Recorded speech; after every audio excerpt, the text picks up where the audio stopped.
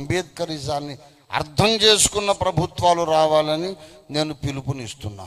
అంబేద్కర్ స్ఫూర్తిని గౌరవించే ప్రభుత్వాలు రావాలి. క్రైస్తవులారా ప్రార్థన చేయండి. స్వస్థత కూటాలు పక్కన పెట్టేసేయండి. ఇదిగో జాతీయ ఉజ్జీవము కొరకు అన్ని డినామినేషన్లు ఒకటి ప్రార్థన చేయాలి. దేవునికి స్తోత్రం కలుగును గాక. ఏలూరులో అన్ని సంఘాలు, విజయవాడలో అన్ని సంఘాలు, రాజమండ్రి, కాకినాడ, విశాఖపట్నం, హైదరాబాదు, భారతదేశంలో ప్రతి మేజర్ సిటీలో అన్ని డినామినేషన్లు విభేదాలు విస్మరించి క్రైస్తవులు అందరూ ఒక్కటై ఉపవాసం ఉండి 3 దినాలు ఉపవాసం ఉండి మొత్తం క్రైస్తవులందరూ ఏడవండి, ప్రార్థన చేయండి. మా దేశానికి అంబేద్కర్ స్ఫూర్తిని గౌరవించే ప్రభుత్వాన్ని దయచేయమని అడగండి. అప్పుడు అందరూ బాగుంటారు. ఇప్పుడు మనల్ని కొడుతున్న వాళ్ళు కూడా బాగుంటారు. అందరూ బాగుంటారండి. అంబేద్కర్ స్ఫూర్తి పాటిస్తే హిందువులు బాగుంటారు, ముస్లింలు, నాస్తికులు, బౌద్ధులు, క్రైస్తవులు అందరూ బాగుంటారు. నెక్స్ట్ టైం మాత్రం అంబేద్కర్ మహాశయుడిని గౌరవించిన వాడు ఒక్కడు కూడా అధికారానికి రావద్దు. ఇది నా పంతం, ఇది నా ప్రార్థన, ఇది నా పిలుపు. దేశంలో ప్రజాస్వామ్య ప్రియులందరూ కూడా, ప్రజాస్వామ్య వాదులు, రాజ్యాంగమును గౌరవించే వాళ్ళందరూ కూడా ఏకం కావాలి. మన దేశాన్ని మనం కాపాడుకోవాలి. ఒకవేళ భారతదేశంలో సర్వ మతములలో ఉన్న నా అన్నదమ్ములు, అక్క చెల్లెండ్రు అనే విశాల హృదయులు వివేకానందుని వంటి వారు 1000 మంది ఉన్నారనుకోండి. ప్రపంచ దేశాలు భారతదేశాన్ని చూసి లేచి నిలబడి ఆగకుండా చప్పట్లు కొట్టాలి. మళ్ళీ ఇది నా జీవితాశయం, జీవిత ధ్యేయం. లైఫ్ అంతా చూసేసాం. ఈ లోకంలో ఉన్న మంచిది తెలుసు, చెడ్డది తెలుసు. నాకు తెలియంది ఏం లేదు ఈ లోకంలో. గనక ఇంకేదో చూడాలి, చెయ్యాలి, అనుభవించాలనేది లేదు. అద్దంకి రంజిత్ తోఫీర్కు ముల్లోకాలు తెలుసు. నరకాన్ని చూశాను, పరలోకాన్ని చూశాను, పరదేశం చూశాను, భూలోకాన్ని చూశాను. భూలోకంలో మంచివి తెలుసు, చెడ్డవి తెలుసు. మళ్ళీ చెప్తున్నా ఎంఫాటికల్లీ.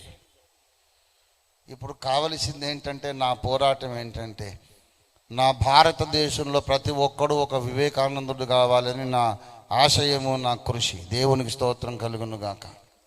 నా కొరకు ప్రార్థన చేయండి. నేనైతే ఆగను. నేను ఒక్కడనే చాలు. నాకు అసహాయ శూరుణ్ణి. అందరూ నా పక్కన ఉంటే సంతోషం, లేకపోయినా సంతోషం. हम अकेले बस है सारा देश के लिए. చైతన్య గారు రాశారు, అతడే ఓ సైన్యం. That's very correct. అభిమన్యుడు నాకు స్ఫూర్తి. కానీ ఒకటే భేదం, పద్మవ్యూహంలోకి వెళ్ళడం అభిమన్యుడికి తెలుసు, ఈ అభిమన్యుడికి మళ్ళీ బయటికి రావడం కూడా తెలుసు.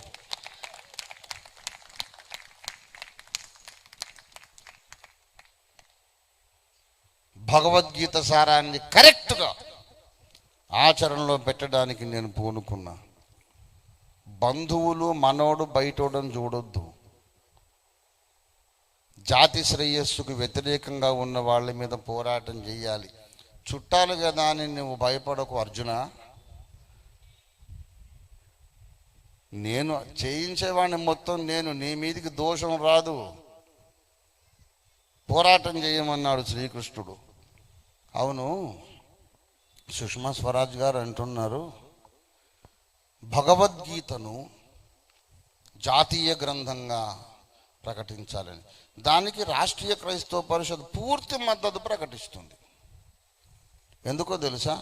క్రైస్తవులందరూ గీతలో కృష్ణుడు చెప్పినట్లుగా రెచ్చిపోయి విజృంభించి పోరాడితే తప్ప దేశం మళ్ళీ కరెక్ట్గా దారికి రాదు. గీతలో క్షమించు వదిలి అనే ముచ్చట లేదు. నో క్షమించడం, వేసేసేయడమే అది గీతాసారం.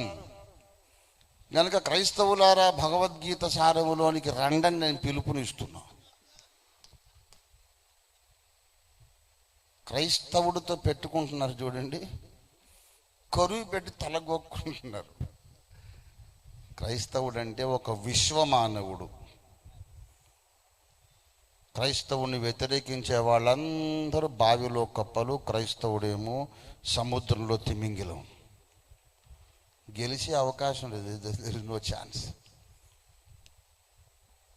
మన జాతీయ జెండా మీద ఉన్నటువంటి నినాదం ఏంటి తెలుసా? సత్యమేవ జయతే.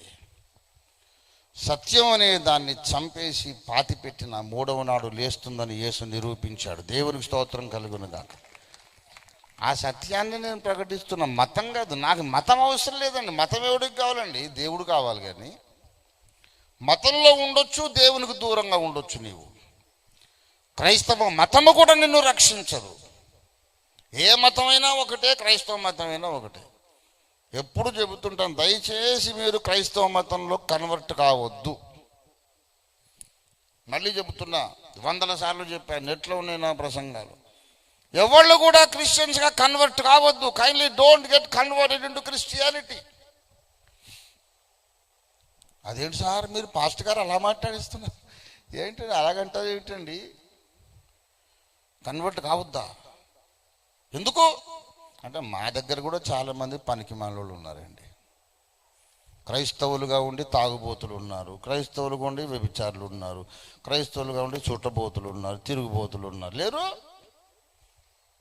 ఏ మతంలో ఉన్నా ఒకటే, యేసు మతంలో ఉన్నా ఒకటే. నేను చెప్పేది నువ్వు యేసు మతంలోకి రమ్మని కాదు. ఎవరిని గూర్చి నాద బ్రహ్మమని, వాక్య దైవమని వివేకానందుడు చెప్పాడు, ఆయన నీ లోపలికి రావాలి. అది నేను చెప్పే బోధ. మతములోకి నువ్వు వస్తే ఏ పని జరగదు.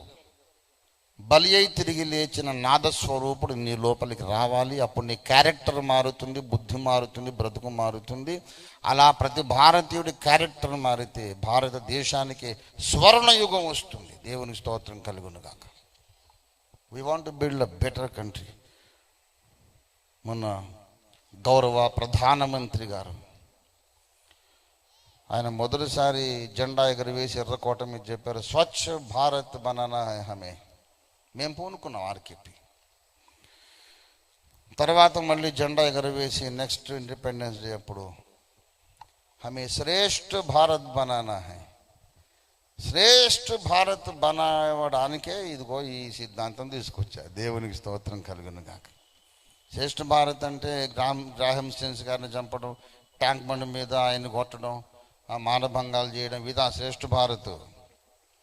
ప్రతి ఒక్కడు వివేకానందుడి స్ఫూర్తి, బాబాసాహెబ్ అంబేద్కర్ స్ఫూర్తి కలిగిన భారతీయులుగా తయారైతే అప్పుడు దేశమంతా శ్రేష్ఠ భారతం అవుతుంది. లేకపోతే అందరూ ప్రపంచ దేశాలు చూసి తృణీకరిస్తారు. ఉమ్మి వేసేటట్టు తయారైంది. దేవుని పేరు మీద ఆడపిల్లలు మానభంగాలు చేస్తారా? ఎవరు చెప్పారు? అలా శ్రీరాముడు చెప్పాడా? ఏ దేవుడు చెప్పాడు? గనక సంస్కారం కావాలి, సంస్కారం కావాలి. స్వచ్ఛ భారత్, శ్రేష్ఠ భారత్ తయారు కావాలంటే క్రీస్తు సువార్త ద్వారా మాత్రమే సాధ్యము. మామూలుగా కాదు. ఆ క్రీస్తు సువార్త రాష్ట్రీయ క్రైస్తవ పరిషత్ శైలిలో చెప్పినప్పుడు మాత్రమే స్వచ్ఛ భారత్, శ్రేష్ఠ భారత్ తయారవుతుంది. నిర్ద్వంద్వంగా ఇది మా ప్రకటన. కాదనే వాళ్ళు ఉంటే నాతో మాట్లాడండి. ఇంకెట్లా చెబితే శ్రేష్ఠ భారత్ అవుతుంది? గాడ్ ఈజ్ గుడ్ అంటే అవుతుంది? This is the way to build up స్వర్ణ భారత్. బంగారు భారతదేశాన్ని కట్టుకుందాం. దేశం మనదండి, ఎవరి తాత సొత్తు కాదు. దేశం నాది, నీది, మనందరిది. దేశాన్ని బాగు చేసుకుందాం రండి. దేవుడి మాటలు దీవించును గాక. రండి ప్రార్థన చేసుకుందాం, ప్రార్థన చేసుకుందాం.